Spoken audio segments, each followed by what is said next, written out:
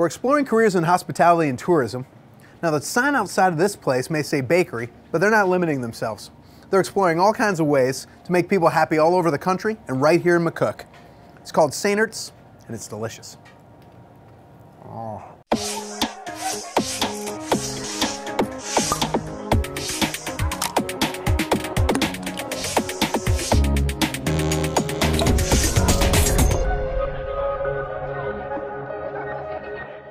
I'm here with the owner of Sanert's. This is Matt, and Matt, this is way more than a bakery, but the bakery is the beginning of it all. Right. We're a family bakery, full-line bakery. Have lots of pastries and coffee and those types of things that you'd find at a bakery. But we also have sandwiches, and we also at night are a pizza joint.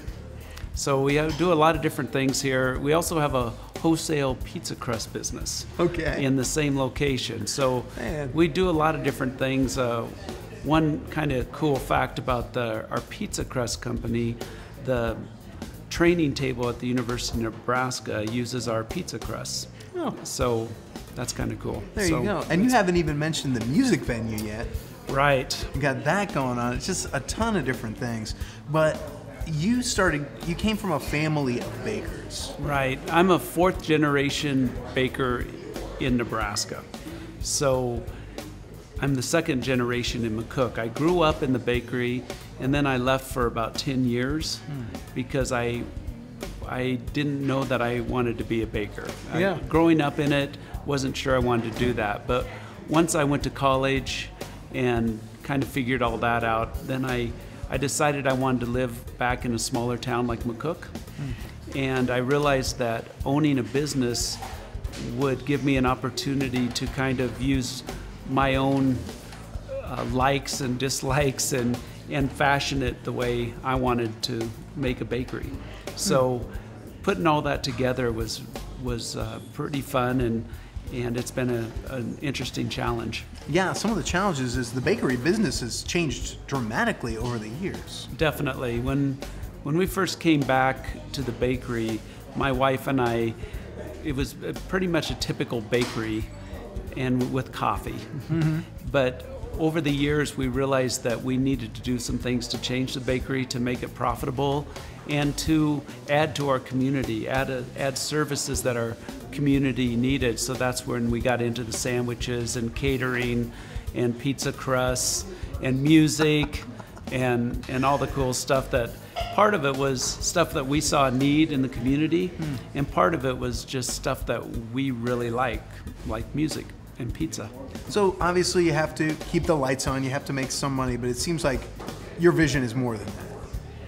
Yeah, definitely. In a small town, you're part of the community, and you really feel that. And you really need to contribute to the community, and that's everything from being on different clubs or organizations, but also serving the needs of our community. So we felt that I don't know if a need is quite the right word, but music adds to the life of the community. So music is a fun thing that makes life better in McCook, and we wanted to be part of that.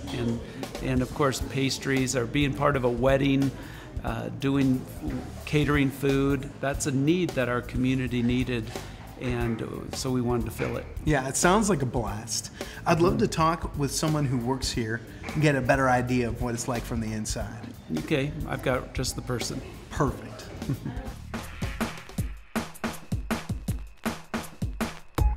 Well, this is Chelsea. She is the manager of the Tide House, which is the pizza side of the bakery. Tell us about your job, Chelsea. Well, like you said, I manage the Tide House. It's absolutely fantastic. It's a really cool place to be, to come eat and to work, and we have a lot of fun with it. But what we really have is a really cool product and a really cool place to make people happy. So what I do as a manager is I make sure sure that everything is going smoothly and that everything is where it needs to be. I'm here to answer questions or to help customers when other people aren't able to help them in certain ways. And I actually am the hostess too, so I seat people, which is really fun because then I get to say hello to everyone. There you go. Now, how'd you get into this job? Well, actually, I started when I was 16, so several years ago, and I just, I was in high school, I was looking for something kind of part-time that I could do after school and stuff, and I came to the bakery and I applied and was interviewed and hired, and then I've been here ever since. I love it. It's been a great place to grow and to learn. So. It seems like you've gotten a lot of incredible experience. One of the things is actually helping to develop the Tide House. Yeah, absolutely. I mean, Matt's been amazing in seeing what I want to do with my life and helping me to fulfill that and to grow as a person and grow as an employee. And one of the things that I was involved in or had a substantial part in was creating the Tide House, and it was incredible because a lot of times you don't think about when you walk into a restaurant how it got to be that way, and I get to walk in here and say that was my idea, or I helped create that, or I helped come up with that system, or I came up with that recipe, and it's just incredible to be that person who can say that. Yeah, and if you want to step into Chelsea's shoes, you don't necessarily need a college degree. What would you say you do need, Chelsea? Well, again, I was very, very fortunate to have Matt see where I wanted to be and helping me to influence me and to help me grow to be a part of that. You don't necessarily need a college degree. Of course, it helps. I, would never say don't go to college. But, just the experience of being here and the willingness to learn and to take on new things, and maybe you're not incredible at everything, but the fact that you want to step in and try a little bit of everything, and, you have strengths in places and weaknesses in places, and knowing how to grow those strengths and cultivate those strengths, and then also knowing how to understand your weaknesses and work with those. Great. Chelsea, thanks so much. Really appreciate it. Whether it's delicious food, a place to chill, or even launch your career, there's no substitute for Saini's. No substitute. The hospitality and tourism industry takes you many different places. Today, we are in Red Cloud checking out the Willa Cather Foundation. Let's go see what careers they have.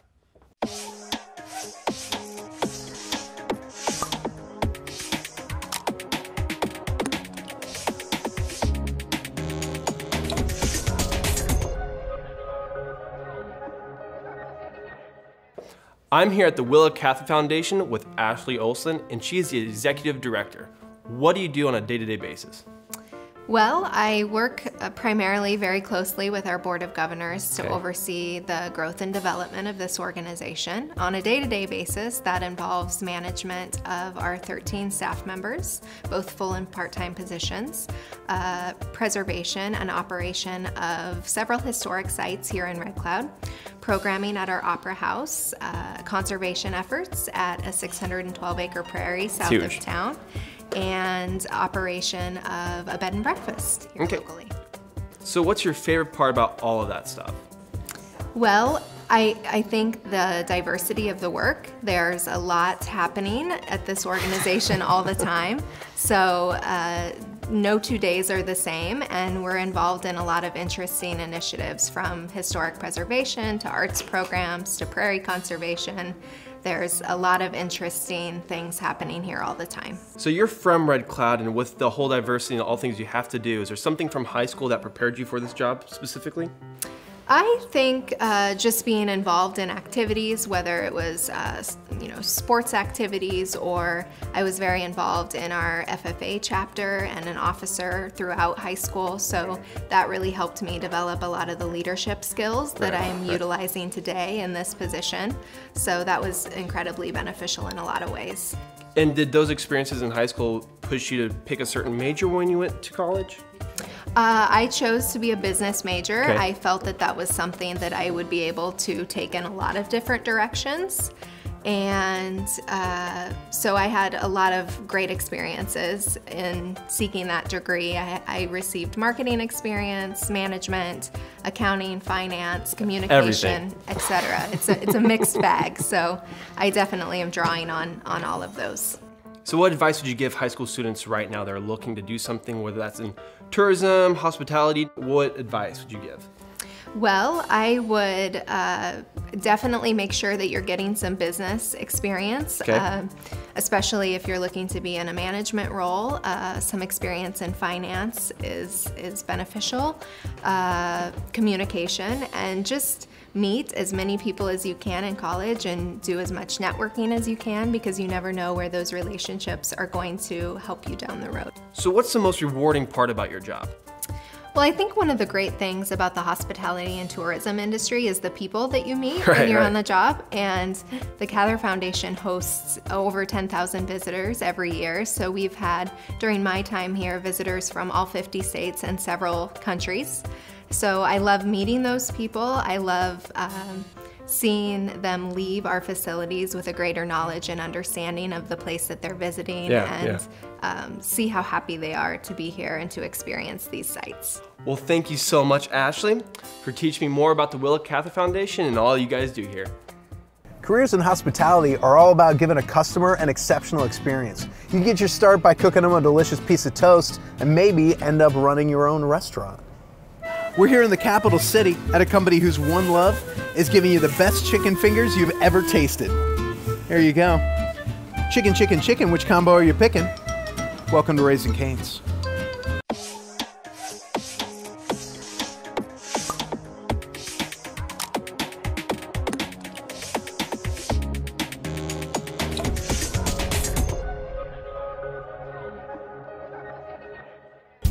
I'm with Andrew Tipton. He's a manager of Southern Hospitality Ventures, which is related to Raising Cane's how? Southern Hospitality Ventures is simply the company that owns the Raising Cane's franchise and does business as Raising Cane's. Okay, so you guys have Raising Cane's scattered. We have, in Nebraska, we have the 4 locations in Lincoln, one in Grand Island, and 1 in Fremont. There you go, with more to come, I think, right? Oh, many, many more to come. Now, how would you describe Raising Cane's to someone who's never been?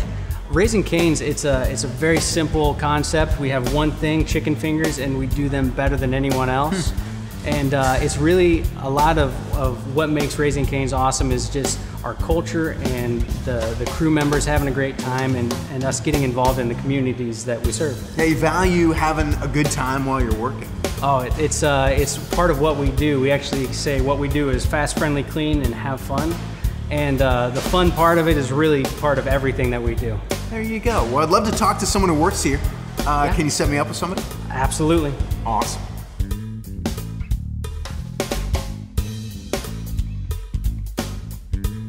This is Brent. He is the general manager at this Raising Cane's. His name is on the door. Brent, what does it mean to be the general manager?